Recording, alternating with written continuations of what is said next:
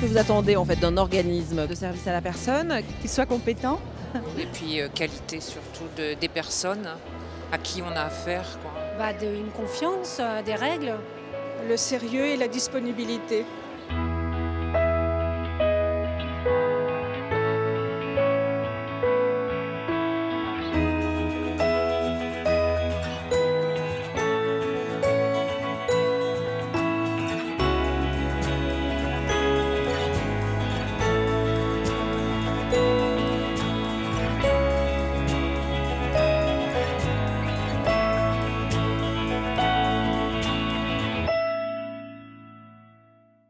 La Charte nationale qualité des services à la personne vise à soutenir et accompagner les organismes du secteur dans leur démarche qualité. Son objectif, c'est de mettre en visibilité ces engagements que prennent d'ores et déjà les organismes de services à la personne pour leurs clients, pour leurs bénéficiaires, leurs partenaires et leurs salariés. L'Agence nationale des services à la personne lance une charte nationale qualité pour les organismes du secteur. Qu'est-ce que vous en pensez? Je pense que toute charte qui définit des normes communes à tout le monde est toujours un avantage.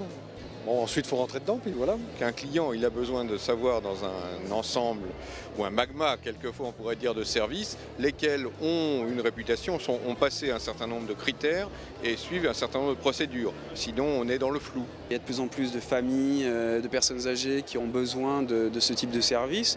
Donc aujourd'hui, je pense qu'effectivement, vu la taille que ça a commencé à prendre, je pense qu'il est intéressant de commencer à mettre en place une charte de qualité, tout à fait. Une garantie pour le client qui a besoin de se repérer dans cette complexité. Pour les clients, la charte qualité, c'est un indicateur, un signe que la structure, l'organisme auquel ils font appel se pose des questions et vérifie régulièrement le niveau de ses réponses.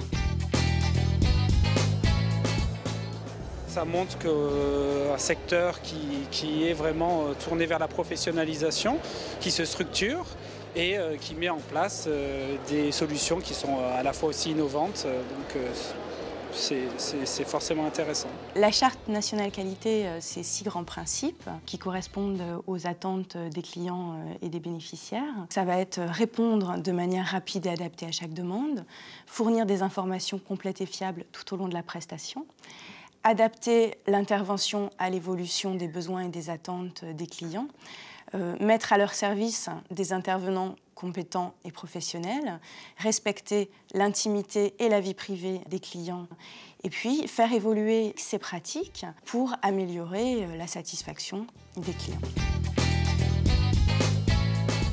S'il y a une charte et s'il y a une définition, je pense que ça va simplifier les choses ou tout au moins les encadrer. Je pense qu'a priori, c'est forcément un plus. En tout cas, c'est une manière d'afficher son professionnalisme et la valeur de ses services.